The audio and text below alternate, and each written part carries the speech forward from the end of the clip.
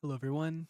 In this video we're going to be proving this pretty simple fact about sequences, which is to say that if all the terms in a sequence are non-negative, or at least eventually, then the limit must be non-negative.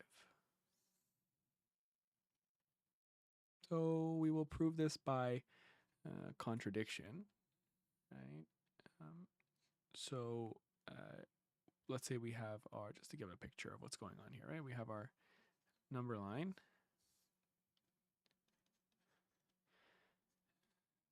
and from here, right, we can say that if we have a sequence that is always greater than or equal to 0, right? So, we don't know what the sequence is doing exactly, right? But it's, the terms are here. It could go back up, back down, whatever. But eventually it lasers into some A, right? So let's define A to be the lim of AN, right?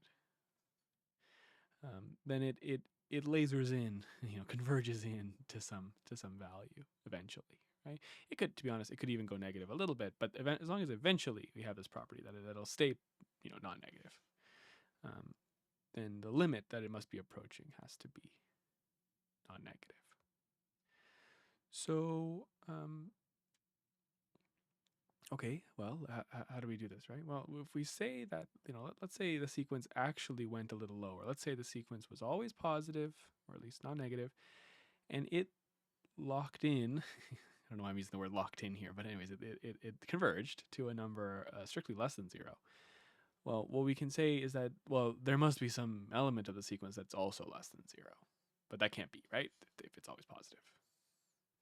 Okay, so that's going to be our kind of by contradiction. Okay, so, by contradiction,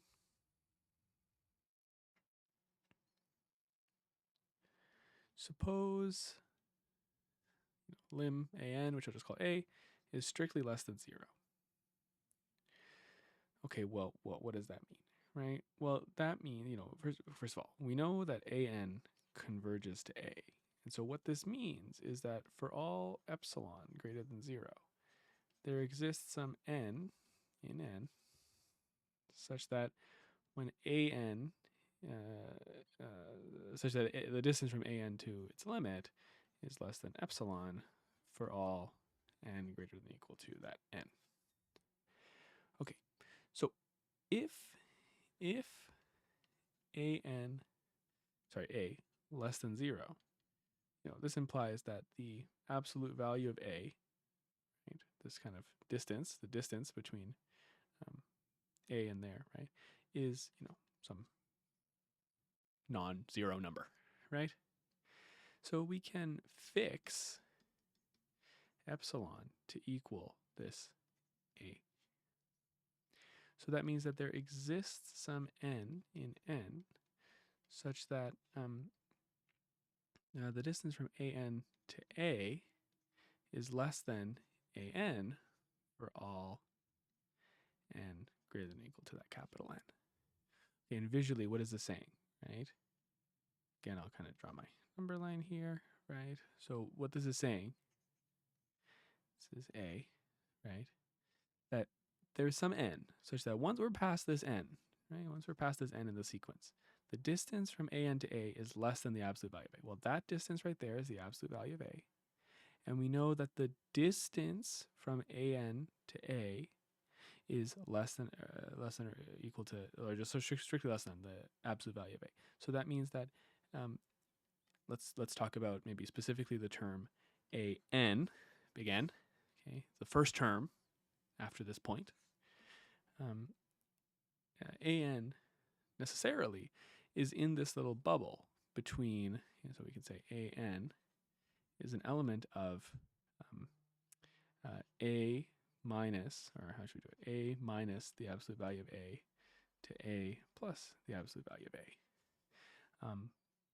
But A is negative, right? So that means that this is some number, A minus the absolute value of A, to 0. We should note that A minus the absolute value of A is less than 0.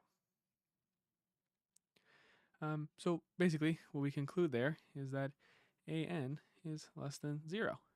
And in fact, that's true for all the rest of the terms as well, but notably the first term once we're in this range here. But there's our contradiction, right? Because we said that all the terms are positive. So it can't be, right? So therefore, we can conclude that a must be greater than or equal to 0. And we're done.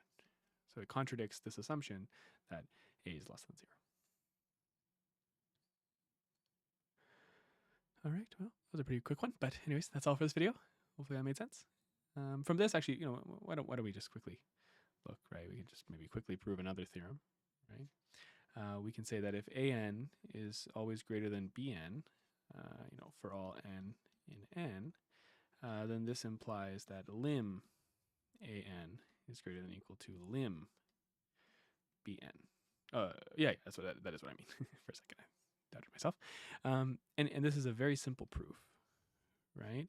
Because we know that bn, how should we do it? An minus bn converges to a minus b, right? Like this has to be true. And if an is greater than or equal to bn, then this implies that an minus bn is greater than or equal to 0, which implies to us that a minus b is greater than or equal to 0, right? Because of the previous fact, right? This arrow right here is from our, theorem 1, which is what we just proved here, right? If we have some sequence that's always positive, not negative, well, whatever converges to must also be not negative, right? And so clearly from this, we can get that. We can get that a is greater than or equal to b.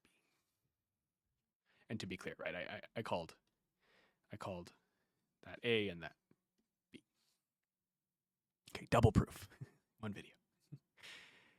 Anyways, that's all. Thanks so much for watching.